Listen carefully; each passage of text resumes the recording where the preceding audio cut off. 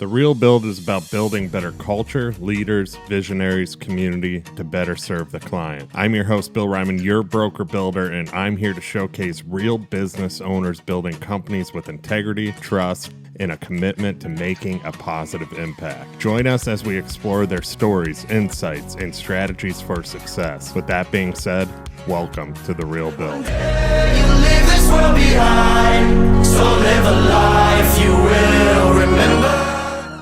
Welcome to The Real Build. I'm your host, Bill Ryman, your broker builder, and today I got a very special guest on the show. I've been meaning to get this guy on the show too. I've gotten to know him really well over the last couple of years, and we become friends, and I've gotten to know him through Top Contractor School.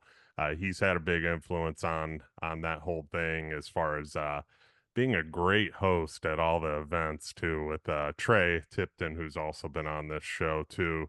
So he's a husband, he's a father, he's a creative, he's an artist. We're going to get into his art a little bit today just because it's so impressive what he's doing throughout the city of Pittsburgh and for athletes and so on. And I'm a former athlete, so I got a lot of respect for what he's putting out there as far as being an artist as well. He's the co-host of the Aesthetic podcast with Trey Tipton, who is a past guest on this show. Once again, go check that episode out. And he is now a co-host of the new podcast, the Christian Kuntz podcast, which is awesome. They're having that at One Team Media as well. He's the creative director at One Team Media, which we'll talk about too. Vinnie Candelore, welcome to The Real Build. How you doing today, brother? Man, thank you for the intro. I'm doing well, man. Great to be here, and I'm excited about today, dude. I've been watching from afar. I checked out the episode with Trey, and you put out a clip recently on social media with Ryan Austin, another friend of ours from TCS, and man, like you guys are talking about some real stuff. So, I think you guys are doing a great job with the show. You're doing a great job capturing stories from people, and I'm honored to be here. Yeah, man, we're here to tell your story today too. I'm excited about this too because I've gotten to know you over the last couple of years, and I think your story needs to be told more. You're capturing a lot of other people's stories, but let's talk about Vinny's story today. So, with that being said, too, let's just start off with who is Vinnie Candelore? Who are you? Where are you from? Little intro about yourself. Who's Vinnie Candelore? I am born and raised in a small town south of Pittsburgh called Vinola, Pennsylvania. Even people in my hometown and my high school don't know what that town is because it's so small. Out in the middle of nowhere. I grew up basically, trying to ride dirt bikes or, do whatever I could do around my house to keep myself entertained because there weren't a lot of kids around. It was just land, and my grandparents lived right next door to me, and it was just a long road to get to the next town. So, growing up in that kind of environment, like you look for you get bored quick as a kid. So you're constantly trying to challenge yourself, whether it be like, picking up the basketball and shooting hoops, training for a sport. But when you're a little kid, like you're not thinking that way yet about a sport, that you're like working out and like getting better and putting shots up. So I started, leaning into the one thing that I enjoyed doing, that was just drawing and coloring. And so as a kid, I would, start drawing like my favorite monster trucks or wrestlers or whatever it was at the time. And,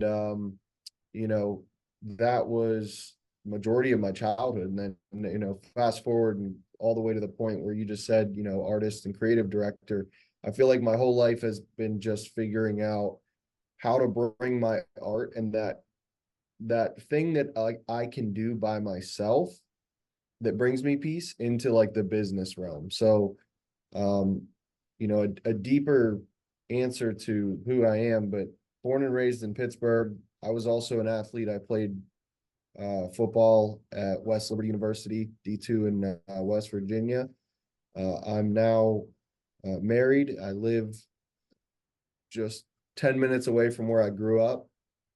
And creative director of One Team Media. And man, there's a lot of different avenues you know, of life that I've just tried to plunge into lately. So excited to see, where we go with this, because we could talk an hour about this job, but we could also talk an hour about the art. We could talk an hour about the family, and we could talk an hour about whatever you want to do, man. I want to tap into everything today with you a little bit. And one thing you said there that stood out is obviously coming from a small town and then starting your kind of artist journey as a little kid too. Um, I've talked about this about myself. Like I used to build things as a little kid. Used to love playing with Legos. I would just be creative, build things, whatever the imagination would take. I'd play in a sandbox for hours by myself.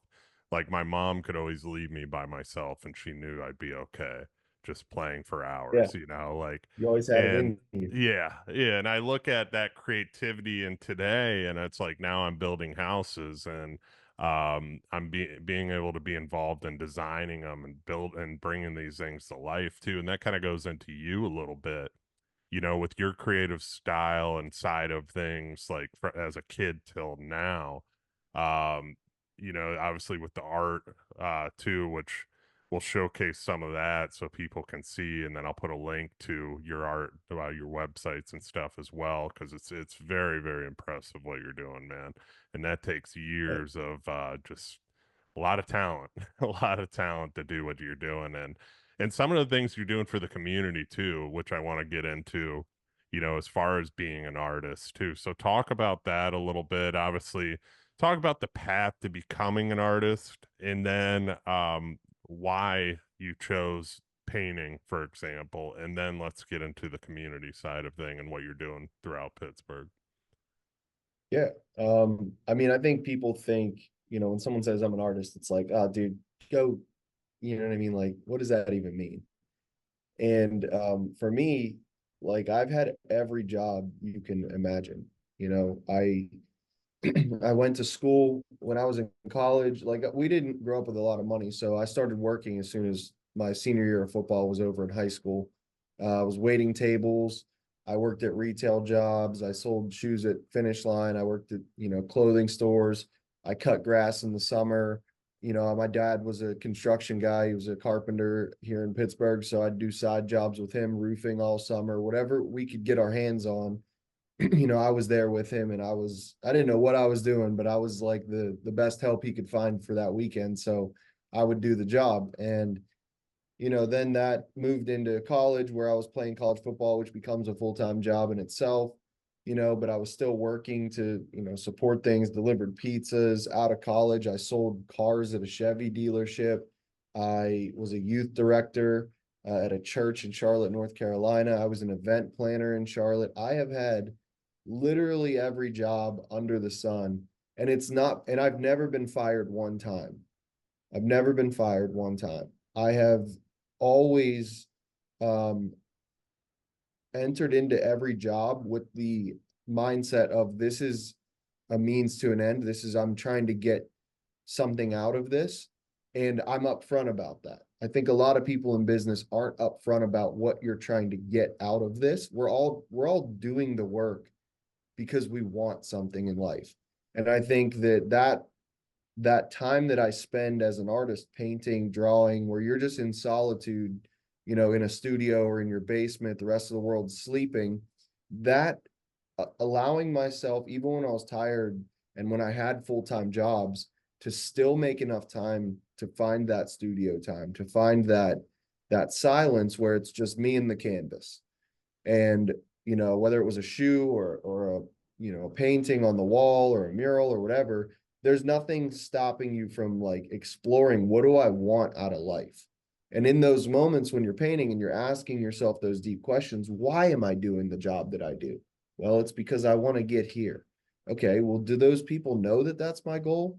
No, maybe not. Maybe I need to communicate more. Like in those depths of thought that you have while you're painting, it allows you to like process things where I think a lot of people don't even realize that they don't create any space in their life to process those thoughts.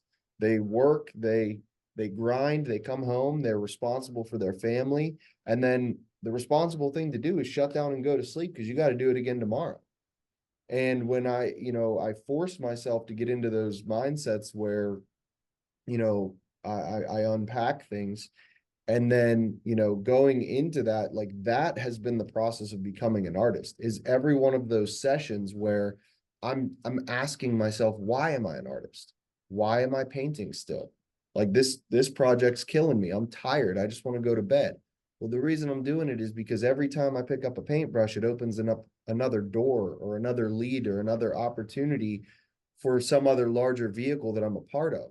When I was an artist before, I had a team of one team, and like we had this joint collective goal that we want to get to together.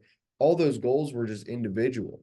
And so every job I ever had was to get me to the next level. And then when it was like, okay, you level up from a retail job, there's no hard feelings when you move on to the next greatest thing.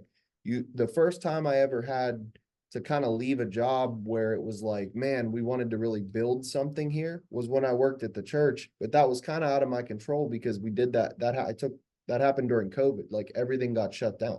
So I moved back to Pittsburgh, or else I'd probably still be in Charlotte trying to build what we started at that church. But there was a lot of things that happened. My family wanted to come back to Pittsburgh during the pandemic. And so I started over as an artist, and everybody had more time during COVID with the lockdown and everything. So I started painting. I locked myself in my basement. My family and I went through 2020, 2021, and part of 2022 where I didn't leave my basement. I just built a brand around my art. And then that's where the podcast came from. Because when I sat down there and realized people are engaged with this content, and I have like I've spoke before through the church, so I know I can like speak to an audience. So like, man, maybe if I start a podcast, I can create another stream of income. And then maybe if I create a brand, it'll align me with the people I want to work with. And then knock, knock, knock, Ryan Hess comes through the door. And he's like, hey, I'm building a $200,000 studio. You want to join? And I'm like, thank you, God. Like it's one of those moments we joke about. So the process from drawing as a kid to becoming a full-time artist or creative director is as up and down as you could ever imagine. I mean, full of doubt. I mean,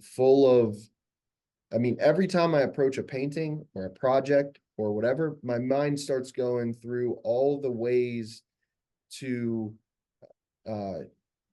basically not mess it up. And that obsessive behavior is why I think I'm able to achieve, the end result, whether it be a video or a painting. It's just because I'm constantly nitpicking myself, and I'm comfortable enough because I've been in those depths of thought where I can ask myself the question of like, was that a lazy shortcut you made? And it doesn't offend me because it's like, I'm not that lazy shortcut. I identified that lazy shortcut. And because I identified it, I can now fix it. And so that's the process of being an artist. It's basically just going insane enough until you make something presentable to the world. And it's difficult. I want to I think I unpack. just threw up words on your podcast here. So that was, no, that was really good, man. I want to unpack a little bit of what you just said. By the way, going back to what you said about leaving college football, and then going and selling cars at Chevy. I left college football and I went and sold cars at Chrysler, Dodge, and that's the grind, dude. yeah, oh yeah, yeah. I did well at it, but it was one of those moments in life where I kind of looked around and I was like, I don't want to be a salesman like this my whole Yeah. life. A My lot of the guys were slick back, smoking yeah. cigars and cigs out there, and I'm just Yeah. like, yeah, Well, no, not dude, for me. I have a cousin. He's a second cousin of mine. His name's Jared, and he's a salesman at the Chevy dealership in Pittsburgh, and he is the Pittsburgh top salesman of Is the he month, nice? Chevrolet, for the last 20 years. I mean, his plaques on his wall, just like it's insane, dude. The guy's moving like there's some months where I mean, when I was working there, it was 40, 50 cars a month. And like, then he's probably even progressed since then. So it's like he was killing it. And then I come in there and he's like, I'm out of college. Like, he's giving me an opportunity. And I'm just like, I'm trying to do my best. I don't know the first thing about cars. He's got like basically everybody that comes through that door goes, where's Jared at? And then you're like, he's over there. And so you're just like, you know what I mean? Like you're a small fish in a small pond. And like at that point, I just got to the point where I was like, yeah, I don't think this is for me. And he's like, yeah, I kind of agree. Like, might not be. I What didn't get fired, but we also definitely came to a mutual understanding. I mean, I got hired there to do online sales for them, so it was a yeah. little bit like more, there was a marketing side to it as well. So, but then I mean, that's another rabbit hole of like the story of becoming a creative because, while I was working there, I probably would have taken that time to get good at that craft. And like, because as an athlete, we always talk about like we want to compete. So I knew I wasn't good at that job and I wanted to get better at it. But in the midst of taking that job, being, right out of college was when my dad got sick and eventually passed away. And so it was like another wrench into the hat of like, um, why do you do what you do? Do you enjoy it? So I started asking those questions really deeply. And then I got into the, faith side of things, which took me down the path to, ending up in Charlotte and doing ministry. So yeah, there's a lot of nuances to the becoming an artist journey. I want to touch on too, because you said you were trying to get something out of each job that you worked at. You were basically you said I don't know if there wasn't fulfillment for those jobs, but the difference with you working all these different jobs, you were trying to get something out of it versus give something out of it, right? Right. And with painting and art and video and being a creative too, you're giving something. So do you find that's why you're more motivated towards your artwork and towards, I mean, because some of the paintings you're doing, I see your Instagram. Everybody that's listening, go check out Vinny's Instagram because you'll see, him giving art. He's giving something, and you can see on your face how special it is and how meaningful it is on top of the person you're giving it to. I think you just gave one to the starting quarterback for the Pittsburgh Panthers, right? And so, like, Yeah. you can see his expressions of how meaningful and how impactful that is to do that for somebody because that's hours of Mhm. your life spent putting into something for somebody else. So talk Yeah. about that difference a little bit and that dynamic, because I think it's important for people. Like if you're not doing something you're passionate about, like you're not going to give it your all. It's like the car selling cars, like you just said, you weren't passionate Yeah. about it. Wasn't your thing. You could have, as a Right. competitor, been the best at it. But it just wasn't what you wanted to do. It wasn't Vinny. So talk Yeah. about that a little bit as far as what you're doing now, being a creative too. Actually define creative too first before we start, and then because some of the people listening probably they're like there's a lot of construction guys. They're probably like, "What the heck is a creative?" So Yeah. Well, let me remove myself from the high horse that whoever listening to this put me on when I said I'm a creative. Being a creative is great, dude. You're a creative if you're in the trades. If you're alive, you are a creative. That's my okay, opinion. If you have breath in your lungs, you are a creative person. That's why, like, I don't really ever lead with like, I'm an artist. I'm a, whatever.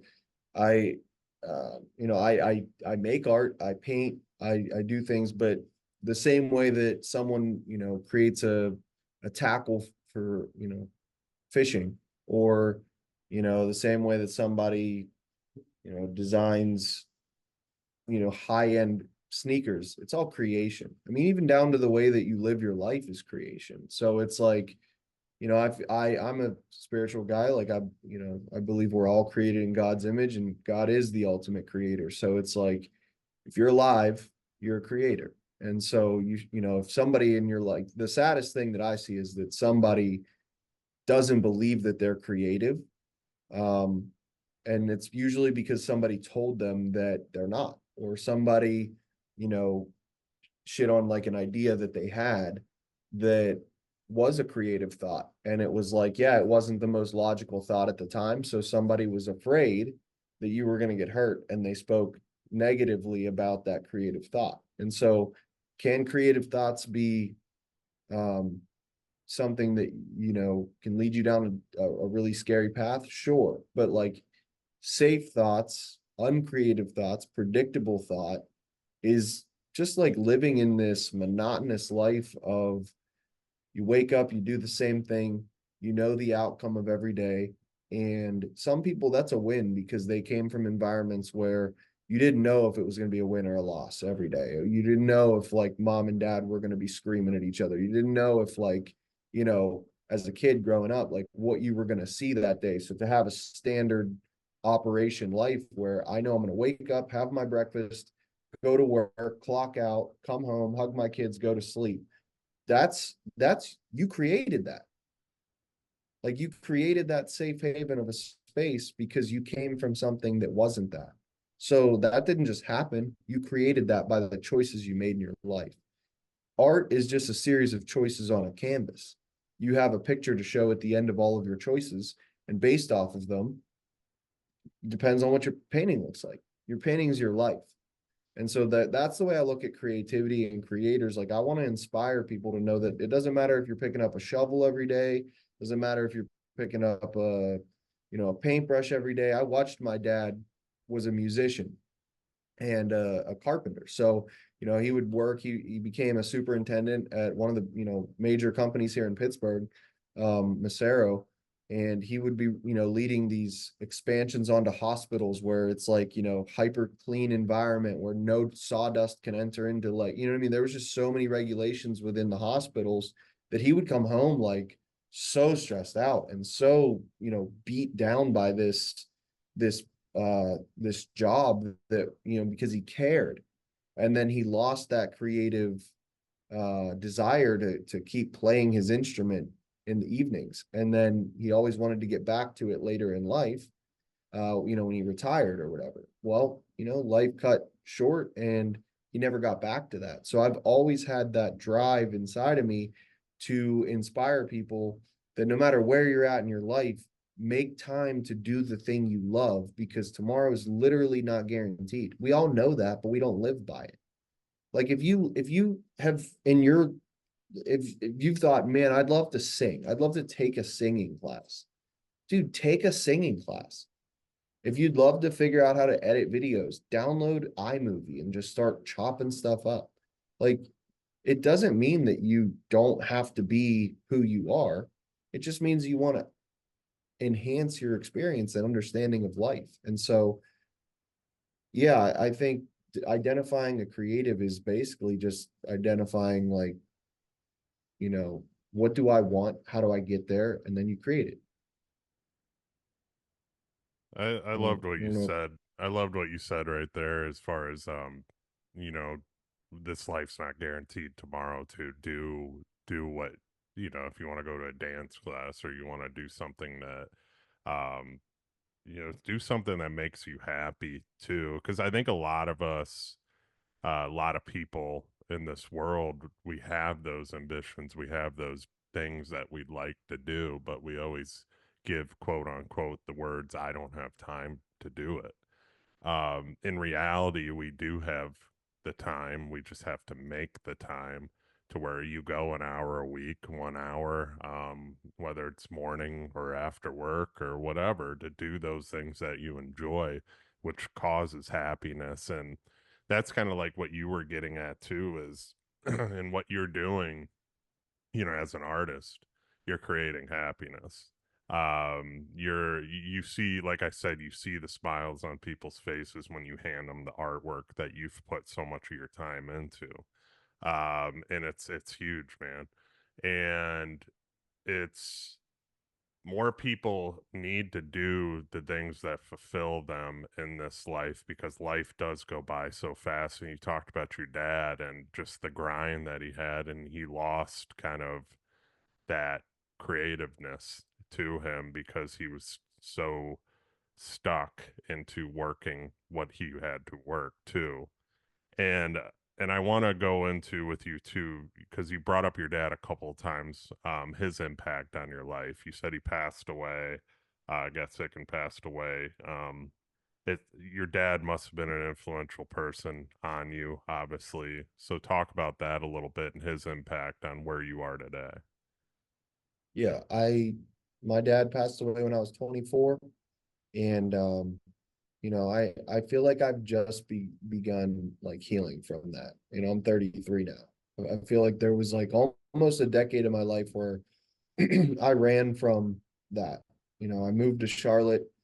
I pursued work in ministry because truthfully, man, like I just wanted to understand. Like I didn't grow up in the church, so I didn't work in ministry or want to become a pastor because God had changed my life. I wanted to become that because I was hoping that everything people said about our faith in the afterlife was true. And so I needed to get a firsthand approach at what is everybody talking about? Where did my dad go? Like everybody says, oh yeah, he's in a better place now, but what does that mean? I don't know. I didn't grow up in a church. Is it in the clouds? Is it a guy with a white beard? Is it a pearly gate? It's the way it was described to me, but I'm like, that doesn't sound right. And so, I started really digging into my faith. And a lot of people, like when you're in the church, like the problem that I see with the church, and if it's okay for me to speak on this right now, Yeah. because I love the church. The problem that I see right now is there's a lot of people that are just there because they're afraid to not be there, Mm, not because they're there because they're celebrating what God has done in their life. mm, I think the people that are experiencing what God has done in their life are living their life, and they're sharing that in their life. They're talking to their friends and their family about, man, this was a miracle. This was the way God came through for me in this. This is the way my prayer life has changed. This is the way, like, there's a lot of people that just show up on Sunday and check the box, and that's what the church is in a lot of scenarios. And I just need to know that like the faith behind all of that was real enough for me to stand on. And I found that it is. I found a really deep relationship and connection to God that came from more of those long nights by myself painting while I'm in Charlotte. I'm a youth director. I'm learning scripture and teaching it to the kids in the same week. Like I'm not somebody who went to Bible college, or I don't have a degree in theology, nothing, man. I'm looking up scripture and I'm reading it to the kids and I'm like, what do you guys think about this? And I'm talking to these kids and I'm processing my own faith. I'm processing the loss of my father through ministering to other people that are going through things. And like that's when I found the real faith, because it was like I saw a lot of people in that industry, and like Charlotte's like got 1,000,001 churches within 20-mile radius. So like there's a network of people doing what I'm doing, like youth events, whatever. You know, they would download a sermon. It's like Chipotle for like youth directors online. You could download a sermon, a topic, a problem, a scripture, boom, boom, boom, easy bacon, here's your sermon, and like this is what you talk about. And it's like I I never felt right just like preaching a message that didn't feel right to my heart. And that's what I feel like the current church world demands of the people that go into ministry full time.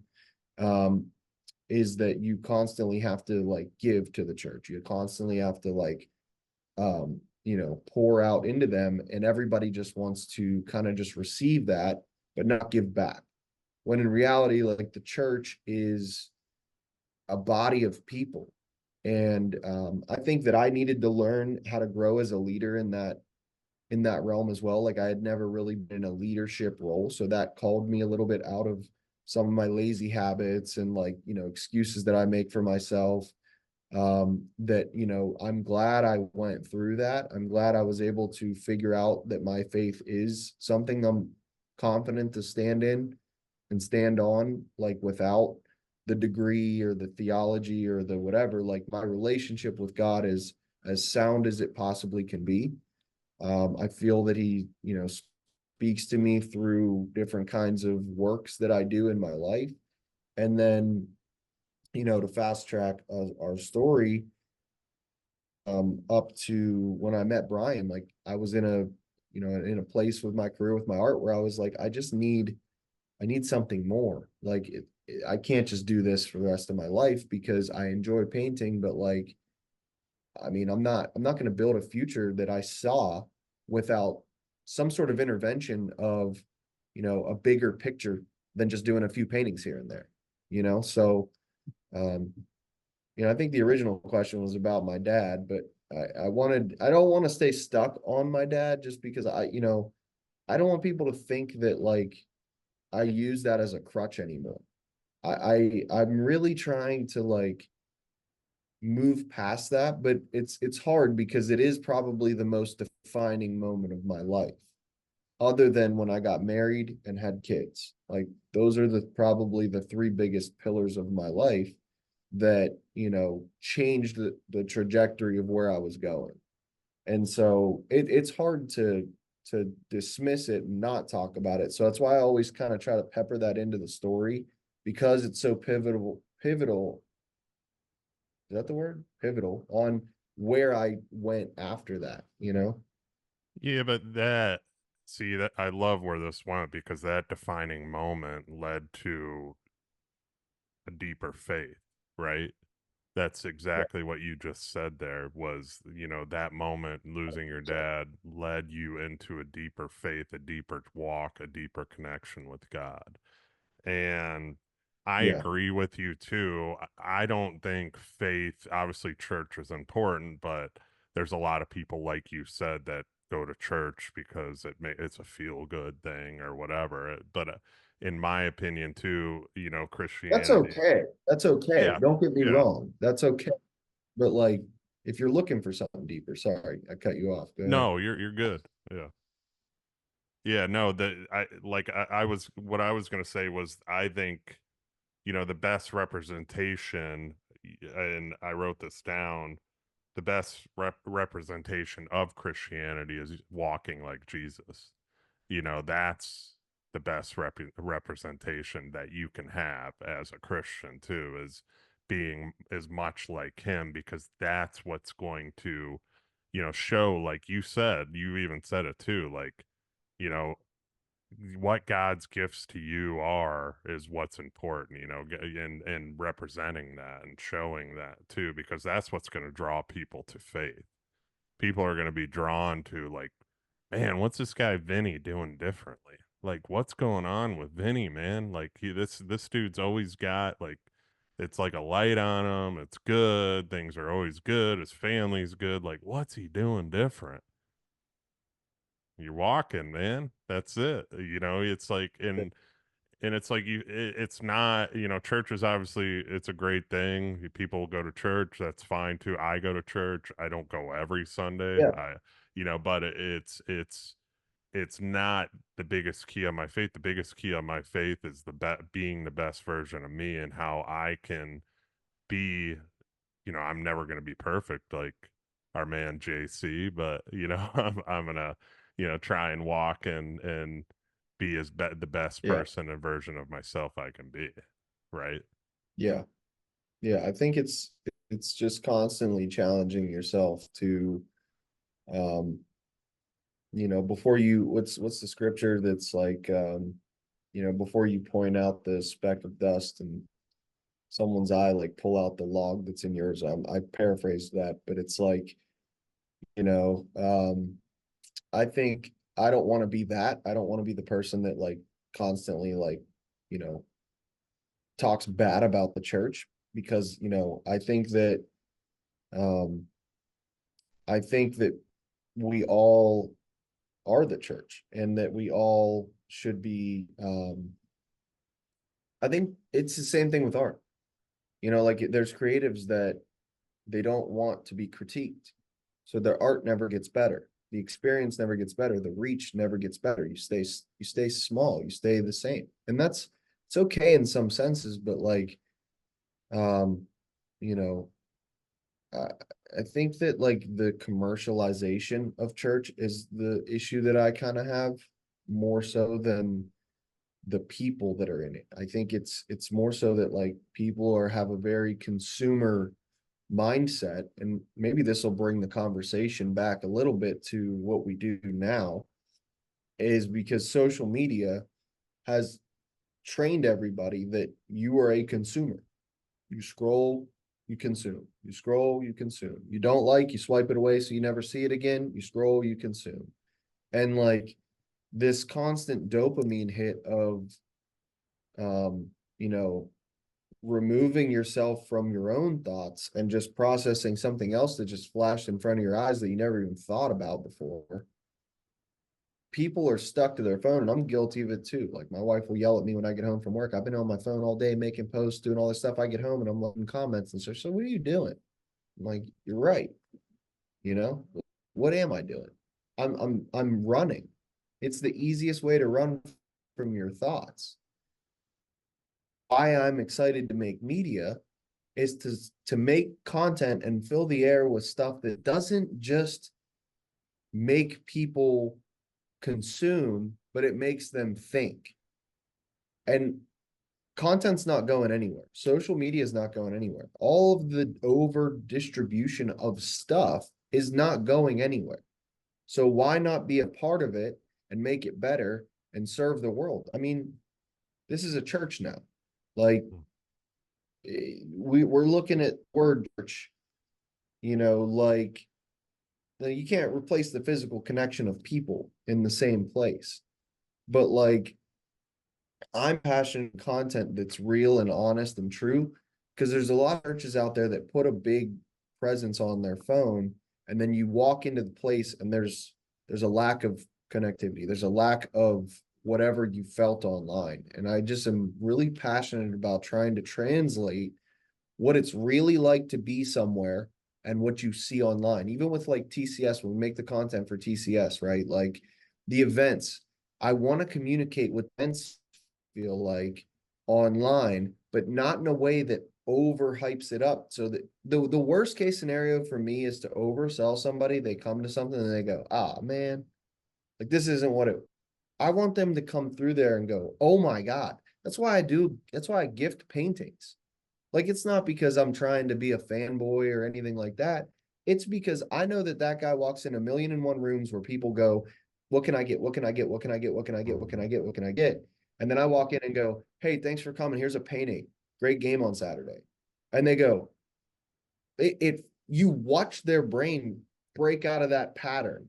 And that's like, I love living for that. I love those moments where you can watch somebody go from like a current thought pattern they've been in for like days, weeks, months, and you just do something that abrupts, whether that's a post, a painting, a conversation, a whatever it is. I love pulling people out of those monotonous thought patterns that we get stuck in, because I'm guilty of it too. And maybe I want people to pull me out of them so bad. So that's why I'm constantly pulling people out of them, because I get stuck in them too. No, I want a question for you. yeah. I have a question for you though, because you said like when I do a painting and I pour my life into it, I pour my, hours, blood, sweat, tear. Do you feel that about houses too? Hmm. I'm sure you do. Hmm. Yeah. How do you like describe that feeling like when you work on something for so long, you know where every screw is in that house, or like whatever every piece of furniture that went into it or whatever, like someone hand selected that.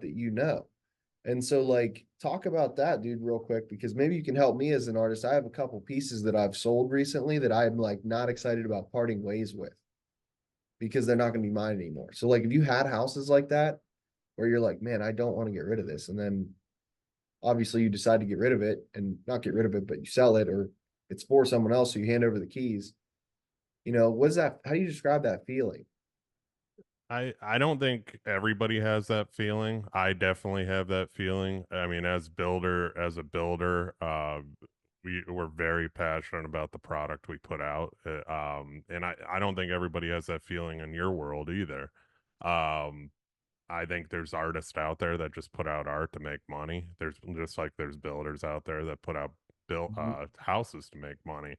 But with us, yes, I feel that passion because at the end of a project, no matter how many ups and downs and everything that you have, I mean, we're in these things for 2 years, 3 years, probably even with warranty and everything like that.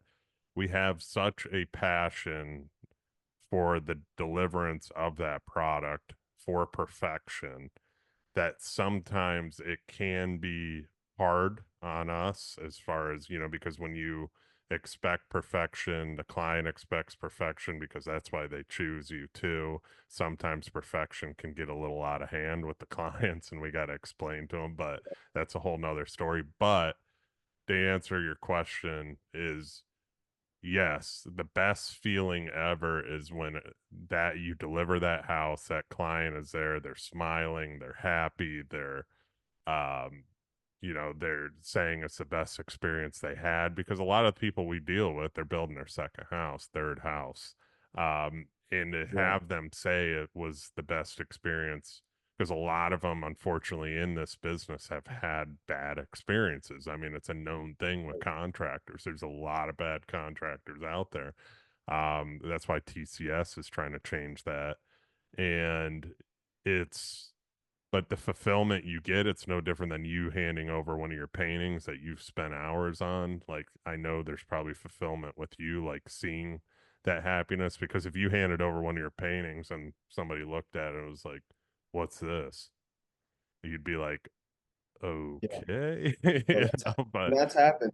That's happened too, dude. Like no, that has no. happened. Oh yeah, they're not all wins, man. They're not all wins. Or you hand it over and they go, "This is not what I asked for," and you're like, "Huh?" And then you go back through the text. And you're like, "How did Yeah, I paint the wrong person on this shoe, or I paint like there's definitely times where you got to swallow your and yeah, those times hurt, but those are like those are the times where it's important to have like a sound community of people that can give you honest feedback on the creation before you send it to the person, because I think people are afraid to share their stuff and have it critiqued by other people, but that's the only way that I ever feel confident in delivering it to the client is after I've had people nitpick it apart. And then if the critiques are met with the reason I did that was this, and they go, "Oh, okay," then I'm cool with it. But if the critique is because I go, I just didn't feel like doing that, then I'm like, no, it's not ready. Like if there's a real decision that went into why they have a question, that's good. But if it's just shortcut, or I didn't feel like doing this, didn't feel like doing that. But a lot of people think that the excuse is it, or the reasoning is an excuse.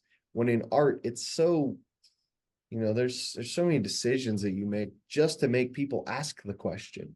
hmm, Like the point of the painting is to get people to talk. So I've even been having a complex with like the football paintings that I do, and that's why I've kind of turned them into gifts, is because you know I'm just a human printing machine at some point when you get to these photorealistic paintings where I'm just like, yeah, I don't know, maybe I should just be doing something totally different that makes people look at it and go, what?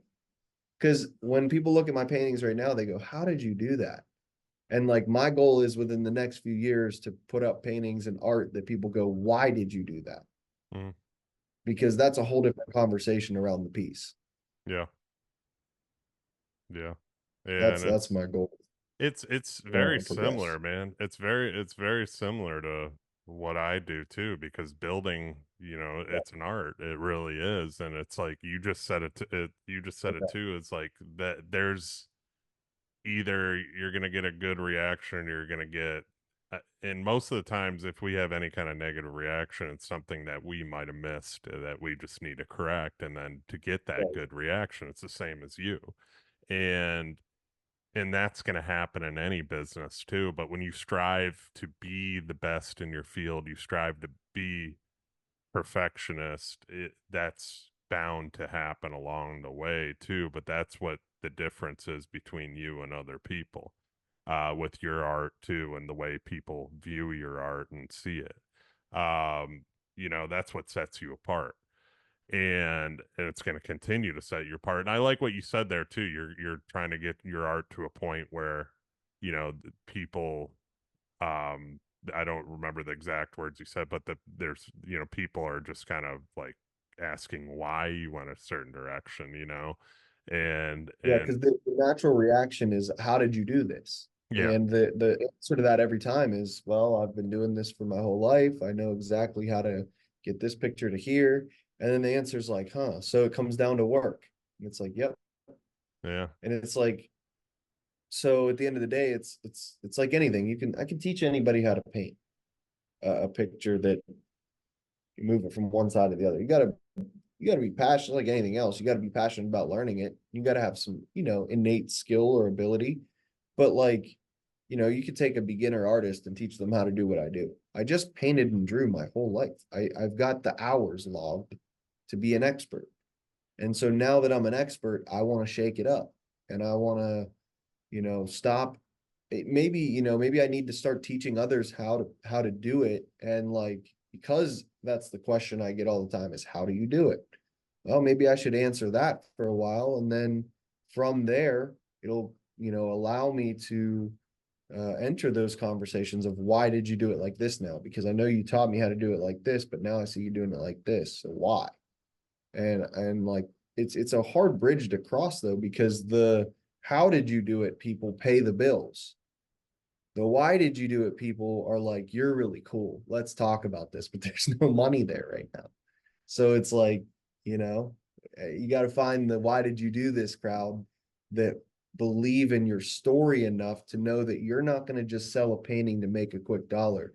You're going to do something, and whether it's abstract or whether it's, that like, if you sat down with an hour and talked to the artist about the process of what went into that painting and what represents what, it's a story in itself. And so that's the audience I'm like currently trying to break into, is the people that allow me to just portray a story through emotions and color and, design on a canvas, rather than just, I'll still paint your favorite Pittsburgh Steeler on a canvas. Don't get me wrong. Okay. I'm not saying I'm too good for that every now and then, but like, I am really interested in taking my art to that new audience here very soon. That's a separation factor with you, though. I mean, I don't know if you know that, but I just want you to know that, like, that's a separation factor right there of you questioning these things and analyzing these things. You're not just stuck in your way, right? That's what Mhm. continues to make you climb and be better at what you do. Right. Because if you weren't Mhm. questioning like these things and how I can do this and this approach, or how, you're basically questioning how you can build the Vinnie, your art brand or your video editing brand or whatever it is to the next level too. It's no different than me on my end. Like, I want to be known as the go-to luxury builder, right? Yeah. And eventually down the road, my main goal is to be the go-to luxury builder in the state. I want the big time people, the CEOs, the Donald Trumps, those type of people that live here in Florida calling me to build their next house, just because of the Mm. experience that they're gonna get. And it's like, I'm always but that's what you're doing too. It's like, how can I level up to where, with my art, or with my edits, or with whatever I'm doing in this life, like, I am that guy. Like, where Mhm. athletes are going to be calling Vinny to paint them a picture of this for their spouse, or this for their family, or this for, and you're going to be that guy. So I commend you And on doing what you're doing. I appreciate that. And while you're saying that, it just made me, I don't want people to think that I do these things because I'm interested in working with the athlete, or I'm interested in being a taker in any scenario. The reason, No. like, it all comes back to the main why. The main why is because I love my son, I love my daughter, I love my wife, and I want to give them a life that they deserve. And I think a really cool life would be able to provide for them in a way that allows us to, through my work, do fun things. Like I'm doing paintings for these guys for, Pitt. These guys are going to all go to the NFL. I'm going to have these connections where my son's going to get to go to me with me to a football game in the NFL someday and be on the sideline with me. Like this Friday, we did our very first, and it's right up here. I'll send you a picture of it after, but we did our very first uniform for a high school football team here in Pennsylvania. That on our show, Athletic Aesthetic, we mocked up the design, and then they got it brought to life, and they're wearing it for their homecoming game this week. So it's got our logo on it. I'm like so excited. I've never brought a uniform to life before with my logo on it. So my son's gonna get to come with me there. It's just I'm creating experiences that like that's why I'm doing it. I'm not doing it to, I love the moment where I break that person's pattern and I get myself out of the people pile, but it's not because I get out of the people pile and then I'm like, good job, Vinny. I'm out of that people pile now so that I can experience life differently with my family. Like that's why I'm doing it. If it was just about me, dude, I'd just I'd eat, sleep, and live in a studio and make art. And if it sold, cool. If not, oh well. Like I'd be a I'd be a crazy chaotic artist living out of my studio, but I have a family that I want to enjoy life with, and I feel like God's given me a gift that I just, it's the only thing that keeps me from getting myself out of the people pile with my art is laziness or lack of preparation or those things. So if I can hone in on those things through self-development, then it's going to put my family in a position to enjoy life in a different way than I ever got a chance to enjoy it. And I had a good life growing up, but like there's things that we didn't have that I'd love to get to experience with my son and with my daughter, with my wife. So that's why I'm doing it. I'm not doing it for myself. Yeah, and I can 100% tell you're not doing it for yourself too. And you, like you just said too, like, obviously painting for the athletes, doing these things to benefit them too. Like a lot of people take from them. That's what they're used to. A lot of people just they want autographs, they want this, they want that. But you're just like, here's a painting I spent a lot of hours on.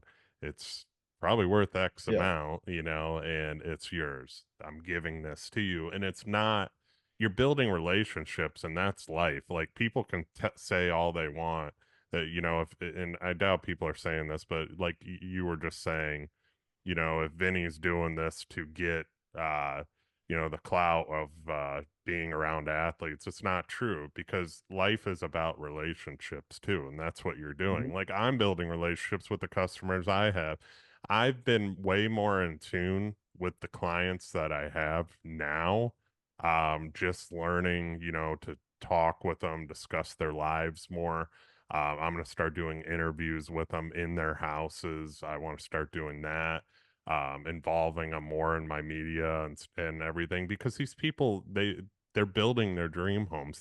They're where I want to be one day. They're building these mega million-dollar houses with us. And before with me, it was just, I'm doing this. This is my job. And now it's like, let's meet these people, get to know who they are. I Yeah. communicate with them on social media all the time because they follow me. They see the stuff I'm putting out, and it's just building relationships. I go to dinner with a lot of them. I have clients that Yeah. we finish a big house for. Every time they come in town, Liz and I go to dinner with them. They've all literally become friends. Like Yep. and it's not me trying to just do these things to get more clients out of them. No, it's a relationship, and that's what you're building in your environment too. Is just you're building relationships. Yours is with athletes. You're giving them something. You're gonna, and in the long run, it's gonna benefit you and your family, and that's what matters. Yeah. That's And what's important. and the other thing too is like a lot of people do those kinds of things to almost like it's like a line of credit with these people. Like that's also not the angle to take. Like to do a painting just to be able to ask for something in the future of a favor, like, oh, remember I did that painting for you? Like that's you may as well just not do the painting. Mm. Like if your intention is not truly to like hey, I'd like to start a relationship with you. If we can do business together later, that's great. If not, I just appreciate that you're in my life and I don't want to just be another person in your life. So here's how I'd like to show you that sweat equity to get myself into another realm of how you see me. What we do from there, there's no ulterior motives. Ideally, we both are better from that situation. I'm able to bring things to the table that you would have never known about me if I didn't take myself out of the people pile. And maybe you have opportunity that is going to allow me to grow and be better in business, whether it be through art or through media or whatever it is that we're doing. But if none of that comes to fruition, we have a moment that in 20 years, if I'm on a sideline and this dude for Pitt is now post career coaching for the Atlanta Falcons there in Pittsburgh, and I'm on the sideline and I just go, "Hey, what's up, dude?" And he goes, "Hey, what's up, man?" And my son looks at me and goes, "That was really cool." Like, worth it. You know what I mean? Like, worth it. It's like it's not so cutthroat or there's not always have to be like these crazy ulterior motives to like why we do stuff. It's just like we should just do stuff that we feel led to do, and then what happens from there is just let it happen, you know. But you got to take the shot. Mhm. It's full circle. It goes back full circle to what you said earlier. We have one life to live. If you're not doing something you enjoy, then what are you doing? If you're not doing these things, taking these risks.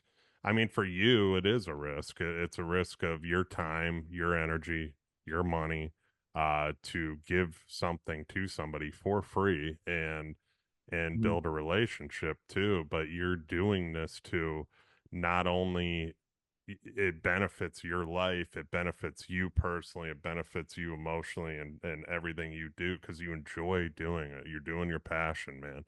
And I love every bit of it too because I see, like I said, watch your social media, you see the reactions that these athletes are having, and they don't get stuff like that. And I was an athlete. I was around a lot of Yeah, athletes. I was around NFL players, man. They don't get stuff like that. Where as athletes, you're constantly just your piece of the whole puzzle, man. And it's like you're just grinding, grinding, grinding, and to stop for a moment and get something special, that probably means the world to these guys too. So I love what you're doing, brother, and it's huge. I can see like with one team media what you're doing, and we didn't really get into discussing that whole angle of things, but people will find yeah, out on that as yeah. far as like your passion with video editing. You're helping a lot of contractors out there with video as well too. Yeah, I'll touch base on that real quick. I know we're probably coming up on time here. I don't know how long your show, usually goes, No, but you're good. the that same level of desire that I have to break people out of like that, you know, sleep mode. I take that into the media that we create. Um, we are at year one of creating content for other people. And really, we're only a few months into like really creatively doing that.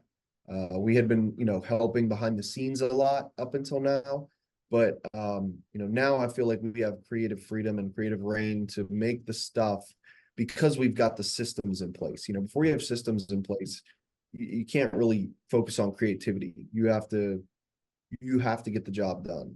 And now that our systems are in place here at One Team Media, we want the best creatives. I want the people that think the way I think. I want the people that question everything, that leave no stone unturned when it comes to detail of a marketing campaign, of a a podcast episode, a reel that's clipped up from that. Like that's the direction we're going in. We're in year one. And I think, when I look back at my art in year one, I have a post that's pinned to the top of my VC2 Art profile. And I thought it was really good when I did that art. And I remember doing them and being proud of them. And now I look back and go, wow, man, I've come so far.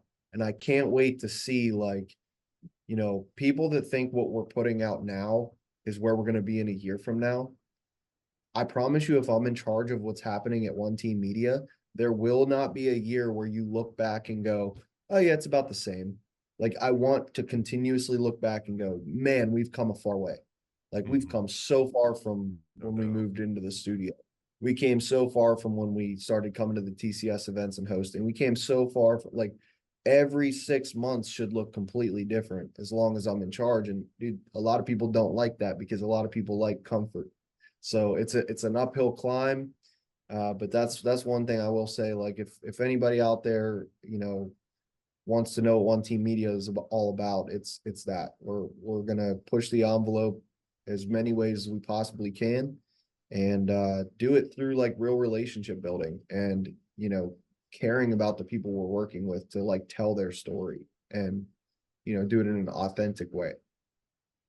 That's what this show's about, man, is I highlight you. You know, it's not about me. It's about you. And I have no doubt everything you just said, because if anybody listens from the beginning to right at this moment too, they're gonna be able to hear exactly that you're going to do what you just said. It's a full circle moment right there. Is I have no doubt that every 6 months there will be improvement, with you, behind steering the ship too. It's just, you can tell just your passion with it. You're doing something that drives you. You're doing something that fulfills you. It's not like the past jobs that didn't fulfill you. This fulfills you. The art This is fulfills personal. you. Like, Yeah. this one's personal now, dude. Yeah. Like there's too many people that need this to do too many things for their lives. There's people counting on me that have been supporting me as an artist as I've been trying to figure it out. Like I've never struck, oil in any business that I've ever had when it comes because I've been by myself. When I've been successful by myself, I've been sustaining my life and my family. But there's people that in my family that need me. And like um, there's people on this team that haven't invested their trust into what we're building here and given up opportunity, passions, relationships, time with other people, their own businesses. Like they've sacrificed to plug in here and get this thing to the next level. And like I'm also the kind of person, I come from, like I said, a small town, those kind of values. My dad was a hardworking blue collar guy. Like if someone puts if you bet on me, like I'm either gonna die trying to make you win or like we're gonna win. And so like that's the other thing here that before it was like if I failed myself, I could deal with that because I've failed myself many times. But now I got a team that counts on me. I got my family that's counting on me. I got all these people, Brian that's trusted and invested so much money into getting this thing off the ground. Mike Hugiem behind the scenes on the pavement group side, who's been like pouring support into this to get it going. Like, I'll be damned if those guys lose because I didn't feel like doing something or I didn't step up to the plate, um, and give it everything I got every single day. So that's the mentality I carry through this place.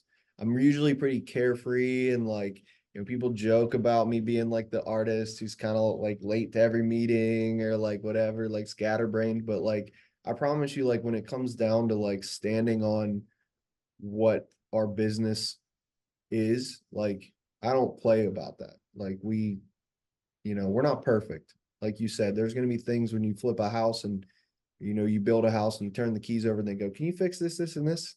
Of course. But if Mhm. my heart is not, those things didn't not happen because of laziness. It's just because we have to get better. Like those are the clients I want to work with because we can build together. And then when in 6 months, 12 months, a year, 2 years, like when those progressions happen and we look back and go, man, we did this shit. Like that's the people I'm looking to partner with. Love it, brother. So No, this was awesome, and I've no doubt, no doubt at all that you're gonna do what you said too here in the near future, man. So I appreciate you. I appreciate the time today. Once again, you coming up here soon?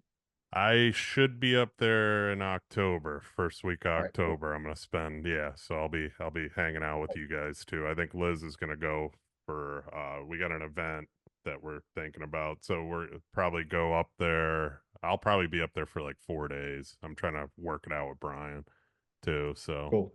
it'll be October, and then I don't know about November yet for that retreat, but yeah, it Yeah. should I'll be up there though. But no, man, I appreciate you. Where can people find and connect with you?